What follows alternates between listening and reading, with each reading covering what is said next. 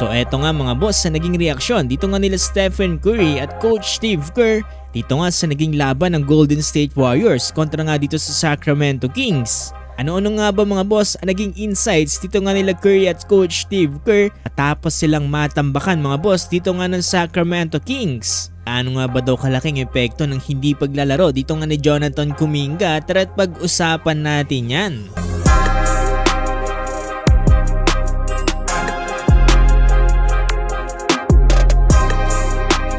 So dito nga sa naging blowout game mga boss ito ng Sacramento Kings kontra nga dito sa Golden State Warriors na kung saan tinalo ng Kings ang Warriors sa final score ng 129-99.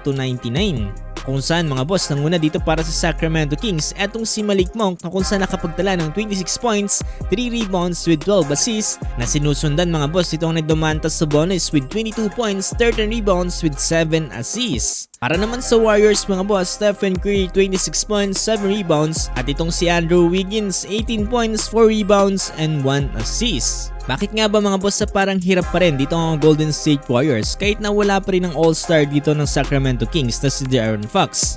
Hindi lang sila pinahirapan ng Sacramento Kings mga boss no, nagkaroon pa ito ng blowout game. Naungusan kasi dito ng Sacramento Kings etong Warriors by 15 points by the end of first quarter.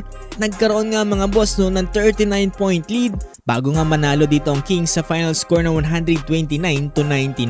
Mapapansin natin mga boss no, parang wala naman kay Stephen Curry ang problema dahil dito nga sa game na to ay tumira siya ng 8 out of 12 shooting nakapagtala ng 26 points. Pero ngayon lang ulit mga boss no, since March 2018 kahit isa ay hindi nga nagkaroon ng assist dito nga si Stephen Curry. Ayun nga rin dito mga boss ito nga kay Coach Steve Kerr ay nagkaroon nga daw ng napakaraming turnovers dito nga ang Golden State Warriors na kung saan umabot pa mga boss no, ng 22 times. Kung saan naging recipe nga daw talaga mga boss para dito sa Sacramento Kings para nga sa kanilang pagkapanalo. Bukod pa dyan mga boss no, inamin din dito ni Coach Steve Kerr na nahihirapan dito ang Golden State Warriors sa fast-paced game dito nga ng Sacramento Kings. Napakapangit din daw talaga mga boss ng kanilang transition defense na naglagay talaga sa kanila sa alanganin. Ayun naman dito kay Stephen Curry mga boss no, yung tinignan niya nga daw sa itaas yung double digit lead dito ng Sacramento Kings bago nga ang first time out na kung saan 36-21 ang score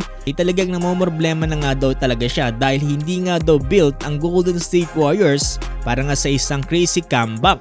Nga dito kay Stephen Curry mga boss no, hindi pa nga daw talaga nila napapakita ang ability to come back.